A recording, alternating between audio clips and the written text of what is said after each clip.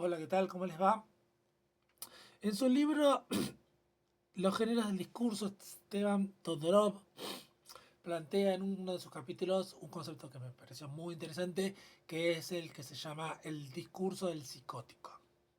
Lo primero que hay que decir es que Todorov es un estructuralista. Él analiza el lenguaje desde un punto de vista estructuralista y lo que hace es, a partir de las emisiones del lenguaje, a partir de las apariciones estructurales, eh, concretas del lenguaje, analizar estilos de comportamiento, formas de vida, en ese sentido casi Wittgensteiniano, etc. Pero es interesante cómo lo que hace Todorov es, por ejemplo, plantea cómo habla determinada población, digamos, tribal de una determinada isla o de determinada región, estamos hablando del siglo XX, y a partir de sus prácticas idiomáticas, cómo se enhebra con su comportamiento ritual, religioso, cotidiano, etcétera. Me parece muy interesante este texto, digo nuevamente, el discurso del psicótico. Lo que hace Todorov es distinguir tres tipos de psicóticos. Se define básicamente el psicótico como aquella persona, por lo menos desde Lacan o desde Freud, el psicótico como aquella persona que es incapaz de salir de su propio discurso. Es decir, aquella persona donde nada que existe en el mundo puede llegar a contrastarlo o hacerlo recular acerca de sus creencias. Entonces, hay distintos grados de psicosis, ¿no? Una persona puede llegar a ser ligeramente paranoica o ligeramente esquizofrénica, pero hasta cierto punto puede llegar a atender razones de una manera más o menos contundente. El totalmente psicótico es aquel que está totalmente enajenado y atrapado dentro de su propia subjetividad. No obstante, lo que hace Todorov es no analizar al psicótico de una manera psiquiátrica, de una manera psicológica, sino de una manera lingüística, atendiendo a su aspecto estructural. Y él distingue tres tipos de psicóticos: el catatónico, el paranoico y el esquizofrénico. El catatónico es bastante simple, por lo menos desde el punto de vista del lenguaje. El catatónico es aquel que no habla. El psicótico no habla, ya sea por el motivo que sea, no habla. Entonces, hasta ahí termina el análisis. Eh, el segundo es un caso muy interesante. Lo que hace Todorov aquí a continuación es hablar de la característica referencial del lenguaje. Si yo, por ejemplo, digo, el árbol es frondoso, ese enunciado, esa proposición, remite a un objeto del mundo. Ese árbol que efectivamente tiene una copa frondosa, que puede ser verdadero o falso. Puede ser que el árbol esté en invierno y no tenga una copa frondosa, o puede ser que efectivamente tenga una copa frondosa. Distinto es que si yo digo, parecido es si yo digo, por ejemplo, el hermano de mi vecino me odia. Si yo digo el hermano de mi vecino me odia, bueno, yo tengo un vecino que vive al lado de mi casa, tiene un hermano y ese hermano tiene sentimientos de aversión hacia mí. Entonces ese enunciado puede ser verdadero o falso, puede ser una creencia o no. Pero el punto es que referencialmente se dirige a un determinado sujeto del mundo. En el discurso paranoico, el aspecto referencial del lenguaje está intacto. Es decir, si yo el problema del paranoico no es el aspecto referencial, sino la veracidad que existe con el mundo. Es decir, si yo digo, por ejemplo, el hermano de mi vecino me odia, eso puede ser un enunciado verdadero y falso. Y es comprensible, yo entiendo lo que vos me estás diciendo cuando me decís eso. El problema es que si ese sujeto tiene la tendencia a creer que la gente que lo rodea lo envidia o lo detesta o lo desprecia, puede llegar a ser puede llegar a ser una personalidad psicótica en el sentido paranoico. Pero el punto es que referencialmente existe. Si yo, por ejemplo, digo, no sé, mi profesor es Cristo encarnado. Yo voy a la escuela y creo que mi profesor es la reencarnación de Cristo y se refiere a mí de una manera tal sugestiva que me hace pensar que es el Mesías que ha llegado en su segunda venida a la tierra.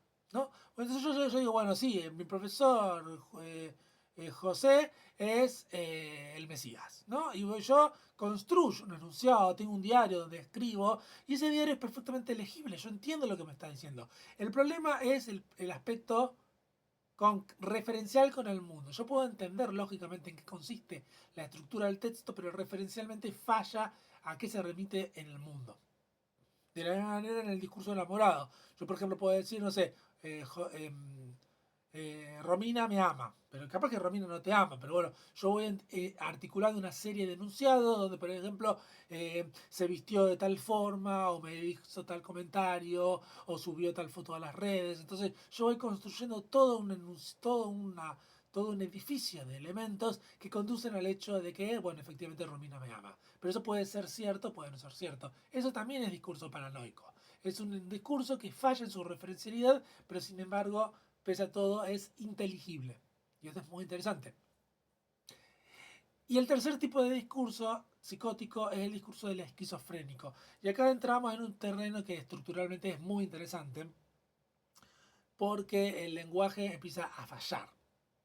Empieza a fallar en su aspecto referencial. Por ejemplo, si yo digo, no sé, a ver si pienso, si yo digo, por ejemplo, sí, mi vecino dice que los perros son así, de esa manera, es decir,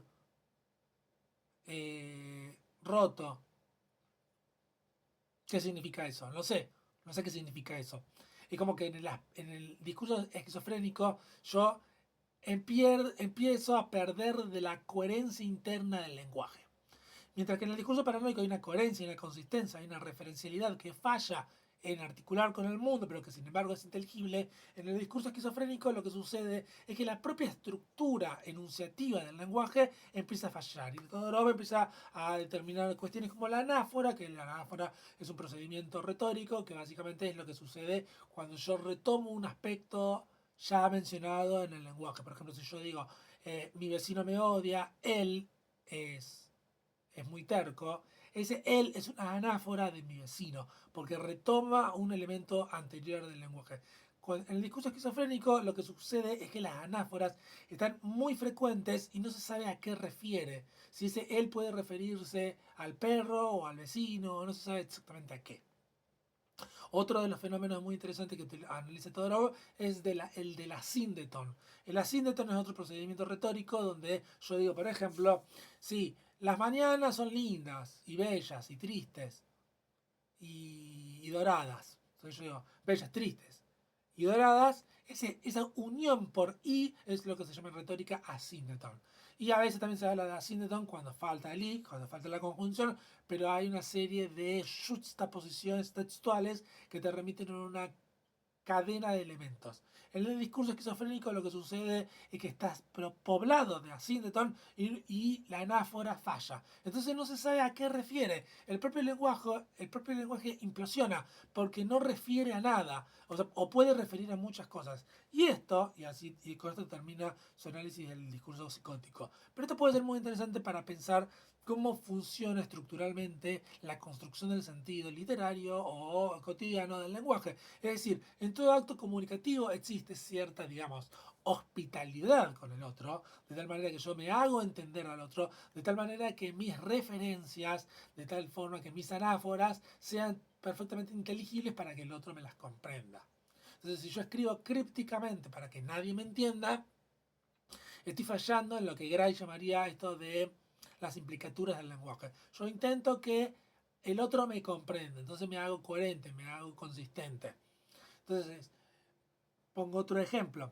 En un diario íntimo, cuando yo puedo escribir un diario íntimo de tal forma que solo yo lo pueda entender, de tal manera que la referencialidad falle. Porque si yo me refiero a una determinada manera, a una determinada persona, de una manera que solo yo entiendo, o que yo digo, recordé tal cosa que me sucedió ese día, si yo digo, recordé tal cosa que me sucedió ese día, eso no me lo puede entender nadie más que yo, y quizás yo en el futuro me olvide de qué me refiero. Entonces, el lenguaje estructuralmente tiene una capacidad referencial que te permite entender la inteligibilidad del texto. Y eso es muy interesante para pensar como en el discurso catatónico, que es el lenguaje mudo, el discurso paranoico, que es aquel donde, si bien es inteligible, falla la referencialidad y la articulación con el mundo, y el discurso esquizofrénico donde lo que falla es la propia estructura referencial del lenguaje que implosiona. Y esto es muy interesante para pensar distintas literaturas, porque, digamos, sabiendo estos conceptos estructurales del texto, un escritor podría fingir que está hablando como un esquizofrénico o como un paranoico. Hay otro detalle que se me pasó de largo, pero que es muy interesante acerca del discurso paranoico, que es la hipertrofia del sentido. En la hipertrofia del sentido todo remite a una determinada cosa, no hay hechos casuales. Y lo que suele ocurrir en la vida real, cotidiana, de todos nosotros, es que en general lo que ocurre es una serie de apofenia. Se llama apofenia básicamente la casualidad, aquello que no remite a nada, que ocurre porque ocurre, o son casualidades. Digamos que Jung podría llamarlo sincronicidades, pero si uno no cree en esa cuestión de las sincronicidades, la apofenia es lo que más predomina en el mundo. Pero bueno, lo que ocurre en el discurso paranoico es que todo remite a algo. Y no solo todo remite a algo, sino que todo remite a uno mismo. Pero bueno, esos serían unos aspectos interesantes acerca del discurso psicótico en Todorov. Así que sin más, en este breve video me despido.